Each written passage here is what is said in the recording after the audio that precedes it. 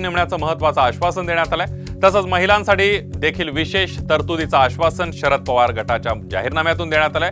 One nation one इलेक्शनला विरोध करण्यात आलेला आहे। आपण बघतोय कोणकोणती आश्वासनं देण्यात आलेली आहेत। दर 5 वर्षांनी जात निहाय जनगणना करणार, घरगुती गॅस सिलेंडर 500 रुपयात देणार, पेट्रोल डिझेलचे दर निश्चित करून सर्वसामान्यांना दिलासा देण्याचं आश्वासन,